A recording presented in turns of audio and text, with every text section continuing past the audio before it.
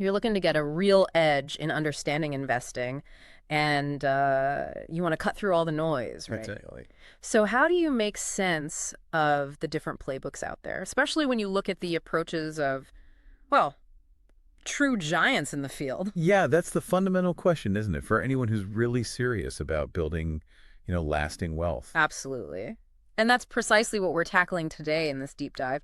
We're going to dissect and compare the personal investment strategies of two absolute legends, Ray Dalio and Warren Buffett. hmm Icons, for sure. Right. But their philosophies on how to invest their own money are strikingly different. We'll give each their due, exploring their core principles. Yeah, one really champions that broad diversification, looking top down at the global economy. Right. Well, the other, he consecrates his bets, focuses on businesses he knows inside and out. Exactly. So our mission here in this deep dive is to put these two titans side by side. We'll analyze their strategies, think about how they might fare over, say, the next 20 years, given all the major shifts we're seeing. Economic volatility, political changes. The transformative power of tech, especially AI. Yeah. We'll look at examples of how their portfolios are structured and, crucially, pull out actionable insights that you can maybe apply to your own investment decisions. And this is all based on, their stated philosophies, recent portfolio info we've looked at. That's right. So let's get right into it. Okay, let's start by unpacking Ray Dalio's approach. Yeah. His entire investment philosophy, it really boils down to one core principle: diversify, and then diversify some more. Okay, let's break that down. When we talk about that level of diversification in Dalio's world, what does that actually mean for your money? Is the core idea basically, don't try to be a stock-picking genius, just build a fortress, something that can withstand any storm. That's pretty much it, even if it means, slightly less explosive gains when things are booming. For Dalio, the ultimate goal is building a portfolio that's resilient. Resilient across any economic scenario you can think of. High inflation, low inflation, growth, recession. Any weather, basically. Exactly. Hence Yeah. the name. He famously talks about the holy grail of finding 15 or more uncorrelated return streams, things that don't all move together. 15. Wow, that sounds like a lot. What's the thinking there? Why so many? Well, the fundamental idea, and some research backs this up, is that if you hold around 15 good investments that don't move in lockstep, you can dramatically cut your portfolio's overall risk How much? by about 80%, potentially. And here's the kicker: without significantly sacrificing your expected returns. So it's like getting a massive risk discount. Kind of, yeah. And this principle, it's the foundation of his famous all-weather portfolio. It's an allocation designed to perform reliably, regardless of the economic season. So instead of trying to predict which specific stocks will skyrocket, he's focused on building something robust across different environments. Sounds like he's starting with the big picture, the macro view. Exactly right. Dalio operates as a global macro investor. He's constantly analyzing the big trends: economic cycles, shifts in interest rates, inflation dynamics, major geopolitical events. Which is totally different from Buffett, as we'll see. Buffett's much more bottom-up, right? Individual companies. Completely different, yeah. And Dalio also strongly advocates for this principle of risk parity. Risk parity. Okay, that sounds a bit technical. What's the core idea, layman's terms? Essentially, it's about making sure that the different asset classes in your portfolio, stocks, bonds, commodities, whatever, contribute roughly the same amount to the overall risk of the portfolio. Okay, why is that important? Because different assets tend to do well at different times, right? So by balancing their risk contribution, not just the dollar amount, you're trying to ensure you've always got something working for you, whatever the market's doing. So for instance, bonds are usually less volatile than stocks. Right. So in the all-weather portfolio, you actually hold a larger percentage of bonds to balance out the risk contribution from the smaller stock allocation. The main goal, in Dalio's words, is a portfolio that performs best in bad times and retains value in the worst of times. That's why he thinks about it in terms of a safety bucket and a growth bucket. That makes a lot of sense. So with that idea in mind, what does this actually look like? Can you walk us through the famous all-weather allocation? What are the pieces? Sure. The standard all-weather allocation is usually broken down like this. A big chunk, 40%, goes into long-term treasury bonds. We're talking 20 to 30-year maturities. Okay, why those? They act as a key hedge against deflation, and they're seen as a classic risk-off safety asset when markets get stressed. Got it. What else? Then 15% goes into intermediate-term Treasury bonds, maybe 7 to 10 years. They add more stability, a bit more deflation protection. Okay, so that's 55% in bonds already. What about growth? Right. For growth, 30% is allocated to U.S. stocks, usually through broad market index funds like an S&P 500 ETF. All right, and the rest? The rest is split. 7.5% is held in gold. That's your hedge against inflation and potential currency devaluations. Gold tends to do well in those scenarios or during crises. Makes sense. And the final 7.5% goes into a broad basket of commodities. Think industrial metals, energy, agricultural products, also an inflation hedge. Okay, so just to paint a picture, if someone had, say, $100,000 using this model, they'd have $40K in long bonds, $15 in intermediate bonds, $30K in stocks, $7,500 in gold, and $7,500 in commodities. Exactly. And the idea is to rebalance that maybe annually to keep those percentages on track. Absolutely right. Sticking to those target allocations through regular rebalancing is fundamental. But, Dalio's view goes beyond just asset classes. He's also huge on global diversification. So not just stocks versus bonds, but also U.S. versus international. Precisely. Dalio's actually said that geographic diversification is just as critical as asset class diversification. He tends to favor investing in countries with, strong finances, internal stability, low risk of external conflicts. Okay. And I know he's made some significant investments in places like China, right? Which might raise eyebrows for some listeners given the current climate. Yeah, that's a valid point. It's definitely something people discuss. But Dalio seems to view China as, well, indispensable to the global economy and a source of investment opportunities that aren't perfectly correlated with Western markets. Despite the risks. Despite the acknowledged geopolitical risks, yes. He seems to see their long-term economic challenges as, let's say, manageable. But more broadly, Dalio warns that we're kind of entering a period of heightened global instability. What does he point to? High debt levels, political polarization, intensifying competition between big powers. All this, for him, just reinforces the need to diversify across countries, currencies, asset classes. He's really doubling down on not having all your eggs in one basket, especially globally. Exactly. He's got this quote. It's pretty powerful. The power of diversification is greater than the power of even good decision-making. Wow. Yeah. It underscores his belief that even the smartest stock picker can get sideswiped by big systemic macro stuff they just can't predict or control. So that's why he pushes for holding non-U.S. assets and gold as a currency defense, too. That's a big part of it. He even calls gold the third largest reserve currency, highlighting its role as a store of value. Now, you mentioned his hedge fund actively shifts weights based on macro views. How does that relate to the all-weather portfolio most people might use? Is that static? Yeah, that's a really crucial distinction. His main hedge fund, Pure Alpha, that's actively managed, they're constantly tweaking portfolio weights based on their team's assessment of, what's happening now and what they expect. Okay. He famously said something like, because of the way I invest, there's no such thing as a bad market. There's only bad decision-making. Meaning he thinks he can find something that will work in any environment. The all-weather portfolio, though, that's different. It's designed as a static, kind of pre-hedged version of his philosophy. It's built to be resilient across a range of conditions without needing constant tactical shifts or market timing. So what kind of performance, what characteristics should someone expect from this all-weather approach then? Well, the main goals are really capital preservation and steady risk-adjusted growth over time. It's not really about shooting the lights out with returns. More about sleeping well at night. Kind of, yeah.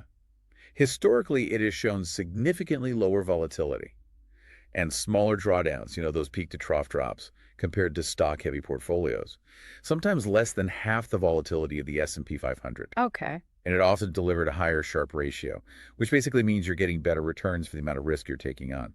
The famous example is 2008. Right, the financial crisis. Yeah, when lots of investors got hammered, Bridgewater's funds actually made money because of these built-in hedges. That definitely sounds appealing, especially for peace of mind in rough times. But what's the trade-off? What's the downside? The main trade-off is pretty clear. During strong bull markets, when stocks are really ripping higher, the all-weather portfolio, with only about 30% in stocks, is likely going to lag behind. It won't capture all the upside. Exactly. Some analysis looking back suggests it delivered slightly lower total returns compared to, say, a traditional 60-40 stock-bond portfolio over the long haul, though the risk-adjusted returns were often similar. So for a younger person with decades to invest. For a younger investor, yeah, that heavy allocation to bonds and gold might, in hindsight, just drag down the long-term total return. It's also worth noting Dalio himself has recently talked about preferring equities over nominal bonds in the current low-yield potential inflation environment, but still stressing the need for inflation hedges like gold alongside stocks. Interesting. So to kind of wrap up Dalio's strategy, it's fundamentally about preparing for anything. Hybrid diversification across assets, regions, currencies, keeping a close eye on the global macro picture, building a portfolio to weather inflation, deflation, growth, decline. That's it. The goal is resilience, peace of mind, Yeah, no, no. especially in uncertain times.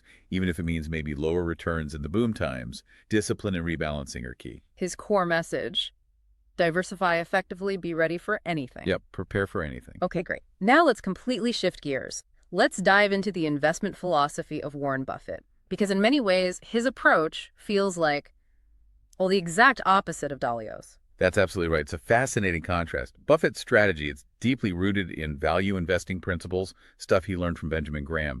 The basic idea is finding companies where the stock price is way below what the business is actually worth, its intrinsic value. But Buffett definitely put his own spin on it, didn't he? It's not just about finding the absolute cheapest stuff out there.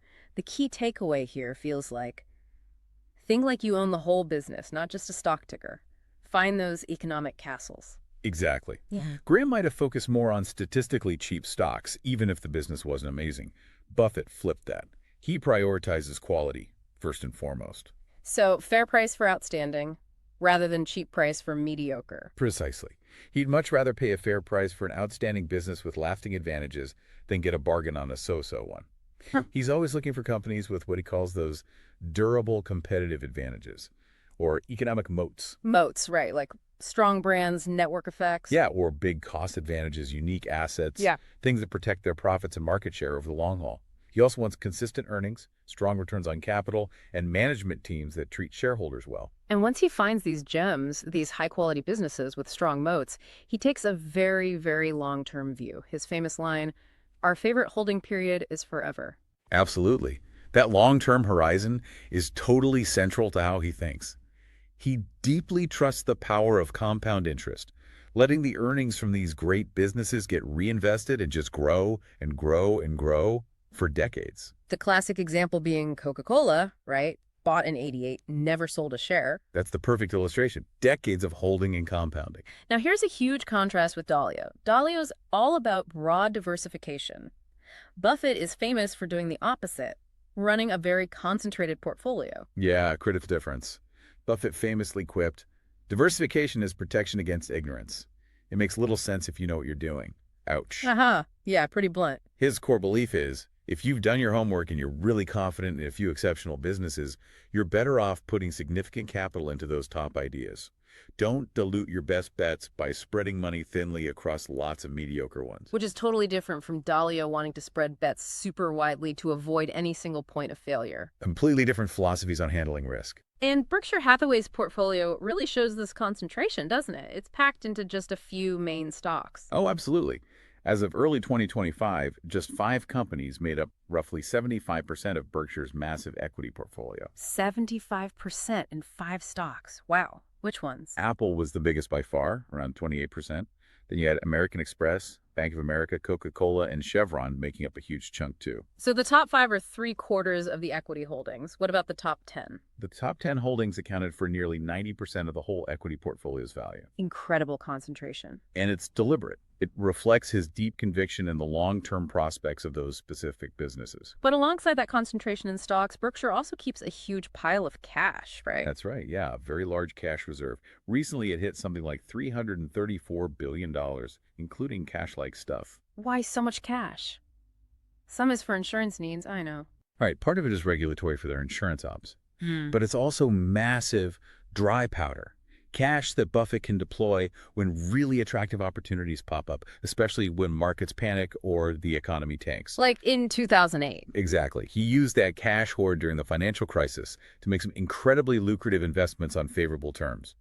His view, cash combined with courage in a crisis is priceless. So while he concentrates the stock picks, he's got this strategic diversification through cash, giving him options. Okay, now, what kind of things does Buffett tend to avoid? Well, generally he avoids businesses he doesn't feel he understands thoroughly. or ones that lack clear, sustainable long-term prospects. Which for a long time meant most tech startups. Right. Though his big Apple investment later was a notable exception. He seemed to start seeing it more as a consumer products company with incredible loyalty, less like a pure tech firm he couldn't grasp. What else does he steer clear of? He's not keen on commodity businesses that don't have pricing power. He prefers firms that can raise prices if costs go up. Also, very importantly, he doesn't do currency hedging or complex macro trading like Dalio. No macro bets. No. And he famously dislikes what he calls unproductive assets, things like gold or cryptocurrencies. It just sits there argument. Exactly. He wants businesses that produce something. And personally, he keeps a minimal allocation to traditional bonds. He's called relying heavily on bonds a potential terrible mistake for long-term investors. Why? Inflation risk. Yeah, primarily the risk that inflation erodes their real value over time. He thinks high-quality stocks are actually safer than bonds for preserving purchasing power long-term. He's even said bond investors were making a wager on a terrible asset when rates were super low. Interesting. So both Dalio and Buffett are wary of bonds now, but Buffett's solution is just own great businesses. They're the inflation hedge. Pretty much, yeah. Businesses with pricing power can pass on inflation costs. Now, another huge thing Buffett avoids: macroeconomic forecasts and market timing. He's famous for ignoring that stuff. Absolutely. That's core to his approach, isn't it? Totally. He famously said, if we're right about the business, macroeconomic factors won't matter. And if we're wrong about the business, macro factors won't save us. Love that quote. Focus on what you can know. Exactly. His focus is almost entirely on analyzing the company's competitive position, its moat, its long-term earnings power, things he feels are actually knowable, unlike trying to predict recessions or interest rates. He and Munger always said they never made decisions based on predicting inflation or recessions. Right. Buffett advises investors to just ignore the chatter, hold good stocks long-term. He shows incredible patience during market drops. He might even buy more then. He didn't panic during the COVID crash, for instance. Temperament is key. He believes having the right temperament, being rational, avoiding emotion, is absolutely crucial for his strategy to work. Okay, so for an individual investor trying to follow Buffett's principles, what might a portfolio look like? Probably not just 5 stocks like Berkshire, right? Yeah, probably not that concentrated for most individuals. Maybe something like 10 to 20 carefully chosen stocks. Businesses you really understand, have high confidence in. Plus, always a decent cash reserve. The coffee can idea. Buy and hold. That's one way to think about it, yeah. But interestingly, Buffett's actual advice for most people is surprisingly simple. He said his will recommends 90% in a low-cost S&P 500 index fund. 90% stocks. Yep. And 10% in short-term U.S. Treasury bonds for liquidity and safety. So heavily tilted to growth, small safety net. Right. Now, if someone wanted a more active Buffett-inspired approach, maybe you'd see something like 50% in your top 5 highest conviction stocks, another 20% in maybe 5 to 10 other stocks you like, and then keep 30% in cash or short-term bonds. That 30% cash mirrors Berkshire's pile for stability and opportunity. Exactly. Providing stability and that optionality to buy dips. It's worth noting, though, Buffett's personal portfolio is overwhelmingly just Berkshire Hathaway stock itself. A massive bet on himself and the U.S. economy. Pretty much. And the track record for this approach, it's legendary, isn't it? Berkshire compounding at around 20% annually for decades versus the S&P 500's maybe 10%. The long-term results are just astounding. No other way to put it. And even recently, like in the volatile year of 2025, his net worth reportedly grew significantly, thanks largely to strong holdings like Apple and that cash cushion. Shows resilience. Yeah, it comes from the strength of the underlying businesses, their pricing power, strong balance sheets, plus his discipline.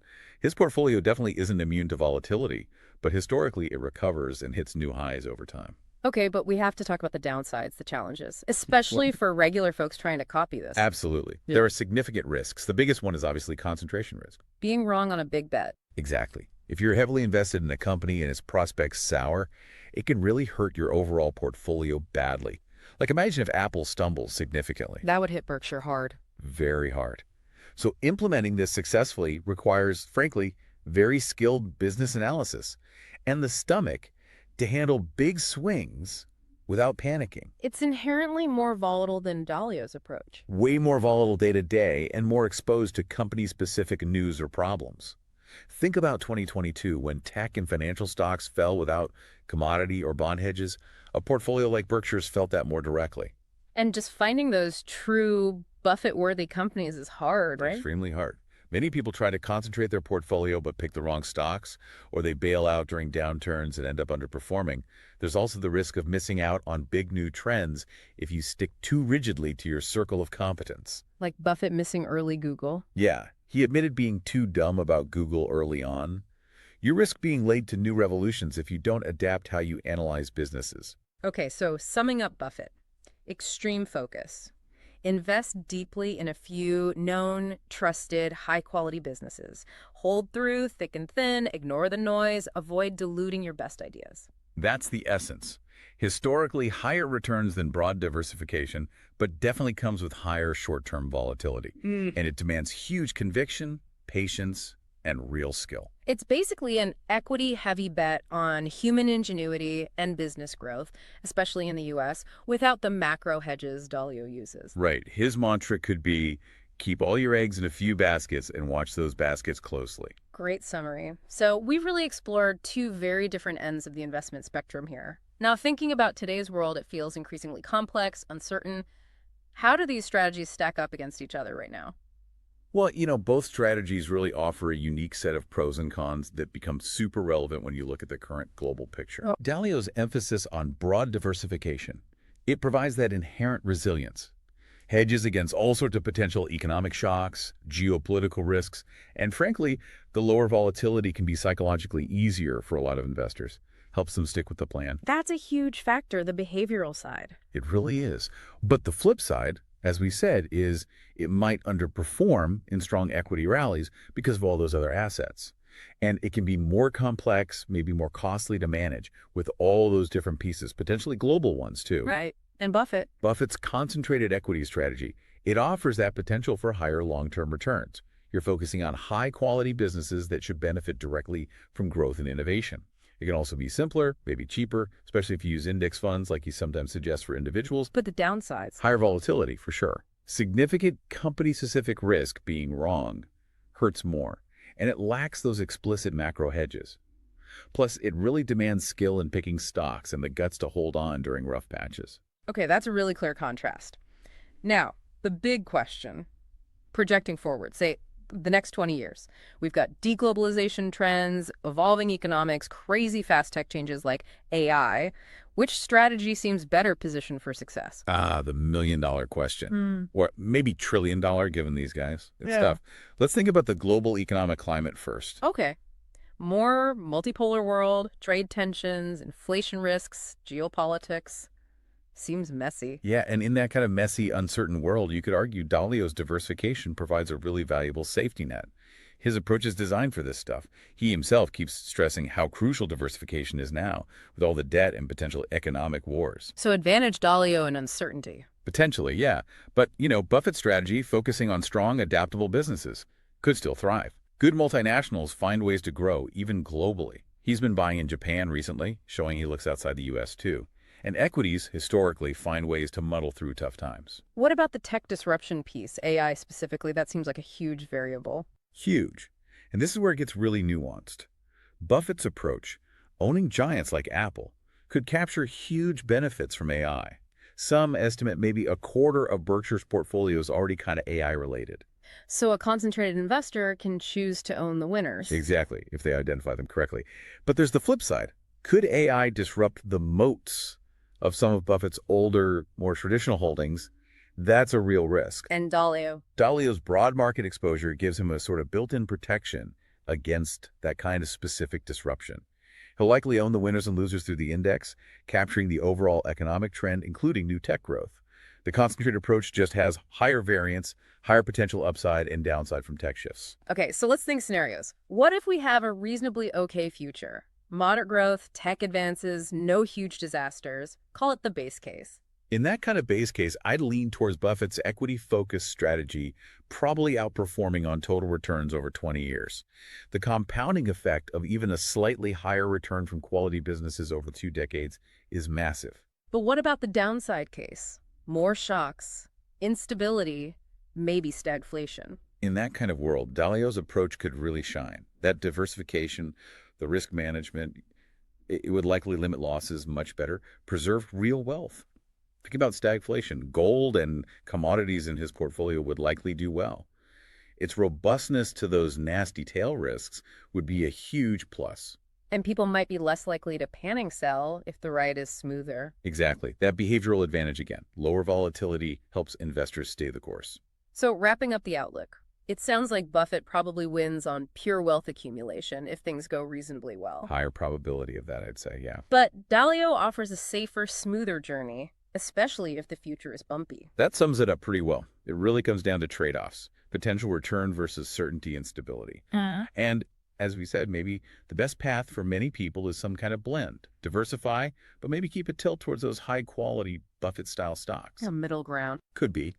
But if I had to bet on which strategy produces more absolute wealth by 2045, assuming a generally positive base case, I'd probably give a slight edge to Buffett's, while fully respecting Dalio's strength in ensuring safety and a more reliable outcome, especially if things get rough. Okay, this has been incredibly insightful.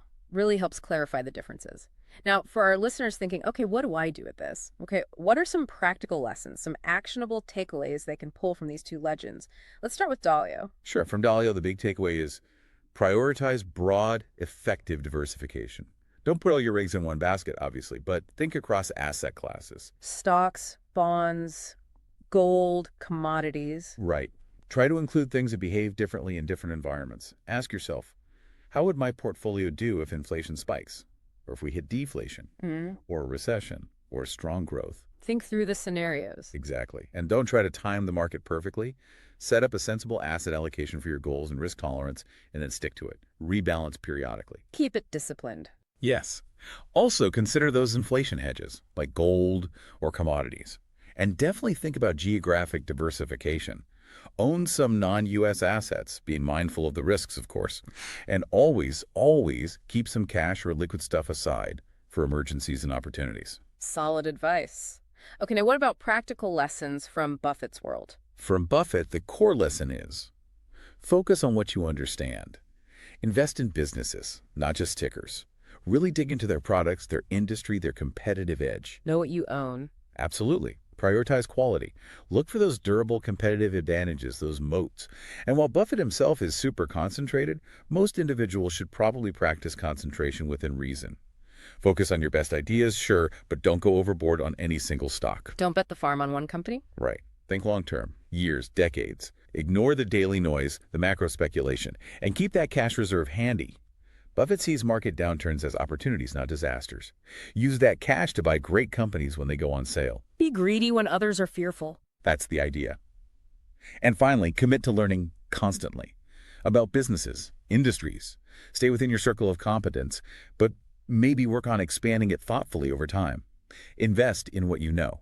Fantastic takeaways from both. So whether you lean more towards Dalio's all-weather resilience or Buffett's focused value hunt, there are clearly invaluable principles here for everyone. Absolutely true. At the end of the day, the best approach for any single person really depends on them. Your own finances, your risk tolerance, how long you're investing for, and frankly, what you believe about the future.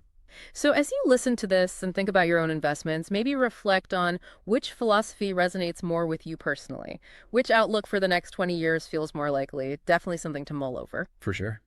Well, this has been a fantastic deep dive. Thanks so much for breaking it all down. My pleasure. Always fascinating to compare these two. And thank you all for listening. We'll catch you next time.